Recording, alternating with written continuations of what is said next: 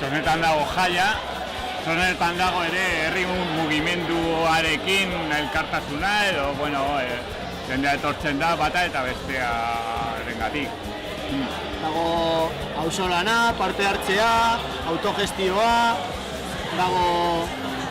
daude irriak, musika, dago bazkaltzeko, edateko, jolasteko, dantzatzeko eta maitatzeko. Badaude programazio nahiko handia dago, kontzertutatik hasita, nola zenbait egunero daude programatuta kontzertu desberdinak. Badaude baitzen baitetan txosna bakoitzean baditu txosna batzuek badauzkate bereien programazio propioak, badaude hau bezalako herri baskariak, denetari dago jateko, dago edateko. Bertsolaria daude, egunero, bai.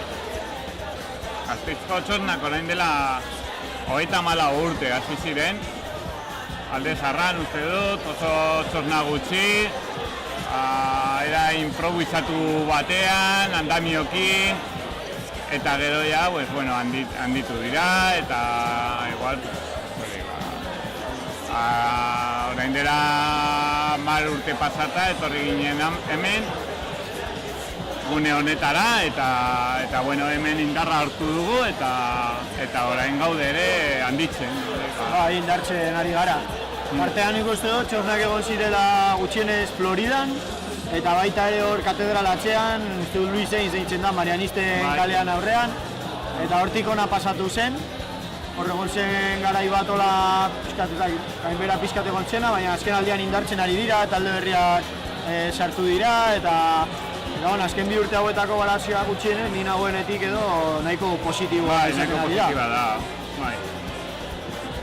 Orokorrean, segurezki, jende gehien erakartzen duen alorra musikarena da, kontzertuetara etortzen da jende asko. Baina, baita ere etortzen da jendea beste gabe afaltzeko edo pote batzuk hartzeko, pixkat gune lasaiagoa izaten delako, zabalagoa, hola udan gainera, normalan eguraldi ona egin ohi du, baina aire librean egoteko aukera ona ematen du, eta jai beste mota batetako jaia egiteko aukera ematen duelako. Kontsurtutara gehienetan, baina, herri bazkarira dako ere, azkenean, jende mordozka tortzen da.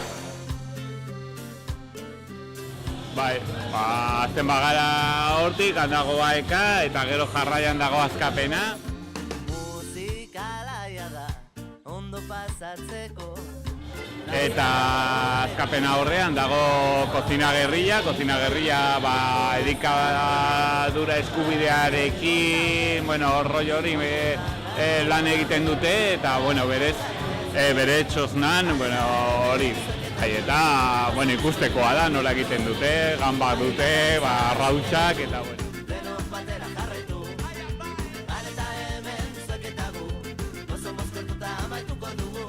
Eta gero Gaztekarpa bere gutegi, bere programazioa propia dute, antolatzen dute kontzertuak eta, milaka gauza.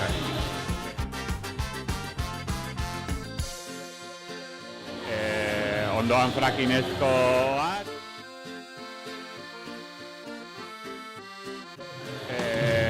gero hemen ondoan, hau da karpa nagusia da Denona.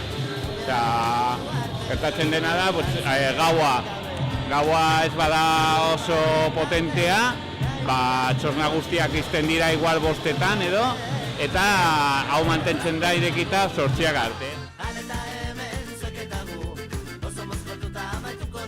Gero ondoan dugu 1921. Gero, beste 2 karpa jarraian, 20 metrokoa bakoitza, eta bata da Presoen Laguna eta bestea da Gasteiz 2011. Han bokatetan, bokatarena oso ondo landuta dute, eta ateratzen dute gauero bokata pilo.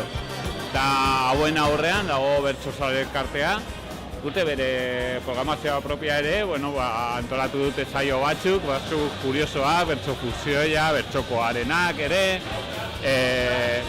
eta Euskal Herrian euskaraz, orain dela pilo darama gurekin, eta uste dut, eta Arabedi, claro, Arabedi, bueno, bai, ere, urte pilo darama gurekin, irrate librea, eta bueno,